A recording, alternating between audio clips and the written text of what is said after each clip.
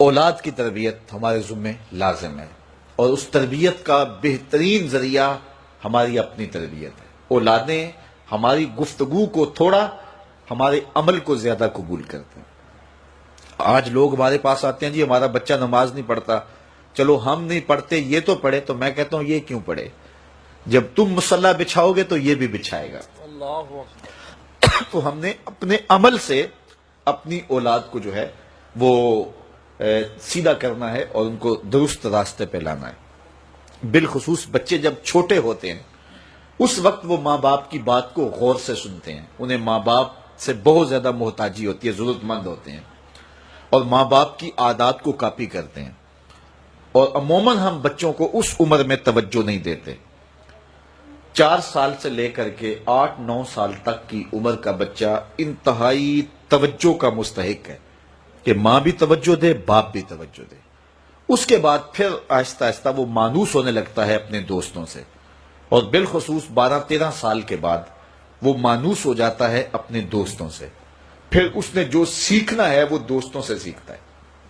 اگر دوست اچھے ہوں گے وہ اچھائیاں سیکھ جائے گا، اگر دوست برے ہوں گے تو وہ برائیاں سیکھ جائے گا۔ اس وقت ہم پریشان ہوتے ہیں کہ ہماری اولاد ہمارے پاس بیٹھتی نہیں ہے۔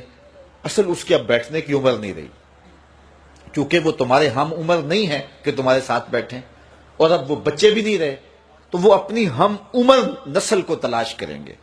اس وقت ہم اگر اولاد کو کھینچیں گے تو وہ ہمارے پاس نہیں آئے گی۔ وقت جو تھا وہ ہم نے ضائع کر دیا۔ لیکن ہمیں پھر بھی اس دور میں اولاد سے غافل نہیں ہونا چاہیے۔ ہمیں ایک تو کوشش کرنی چاہیے کہ اچھے لوگوں کی دوستی ان بچوں کے ساتھ جو ہے وہ پیدا کرنے کی کوشش کریں۔ المرء علی دین خلیلہ فلینظر احدکم من یخالل، رسول اللہ صلی اللہ علیہ وسلم نے ارشاد فرمایا ہر شخص اپنے دوست کے دین پہ ہوتا ہے، تو جب وہ دوستی لگانے لگے تو دیکھے کہ وہ دوستی کس سے لگا رہا ہے۔ تو جب یہ عمر بچوں کی پہنچ جائے تو اس وقت یہ خیال کیا جائے۔ اور حضرت سیدنا علی المرتضی رضی اللہ تعالی عنہ نے فرمایا کہ 15 سال سے لے کر کے 20 سال تک کی عمر انتہائی اہم عمر ہے، اور اس عمر میں ہی نظریات بنتے ہیں اور خیالات پختہ ہوتے ہیں۔ تو جس نے اس عمر کو سنبھال لیا اس نے اپنی زندگی سنوار لی، اور جس کی یہ عمر بگڑ گئی اس کا سب کچھ بگڑ گیا۔ اس وقت میرے خیال کے مطابق 15 سے 20 سال تک کی اس عمر کو دوست بھی نہیں اتنا بگاڑ سکتے، معاشرہ بھی اتنا نہیں بگاڑ سکتا۔ اس عمر کو اس وقت سب سے زیادہ جو چیز بگاڑ رہی ہے وہ ہمارا سوشل میڈیا ہے، ہمارا الیکٹرانک میڈیا ہے، اور یہ موبائل جو ہر بچے کے ہاتھ میں آ گیا ہے۔ تو کم از کم 15 سال سے لے کر 20 سال تک کی عمر کے بچوں کو آپ موبائل لے کر نہ دیں، اور انتہائی ضرورت پر ان کو استعمال کرنے کی اجازت دیں۔ باقی ان کو اس عمر کے اندر اگر آپ نے اجازت فراہم کر دی اور وہ آپ کے کہے میں نہ رہے تو یہ ایسی بربادی ہے، ایسی تباہی ہے کہ جس کا ازالہ بعد میں بہت مشکل ممکن ہوگا۔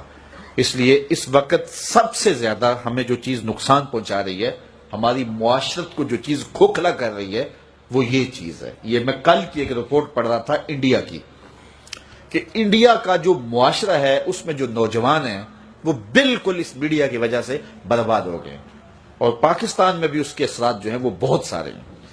لیکن یہاں اب بھی کوئی شرم و حیا موجود ہے، لیکن اگر ہم نے اپنی نسل کے آگے بند نہ باندھا تو یہ میڈیا مغرب کی جانب سے ہماری معاشرتوں کو تباہ کرنے کے لیے ایک ہتھیار کے طور پہ استعمال کیا جا رہا ہے، اور ہماری نسل بڑی تیزی کے ساتھ جو ہے اس کا شکار ہو رہی ہے، اور گھر لٹ رہے ہیں، شرم و حیا وہ جو ہے وہ اس کا جنازہ نکل رہا ہے۔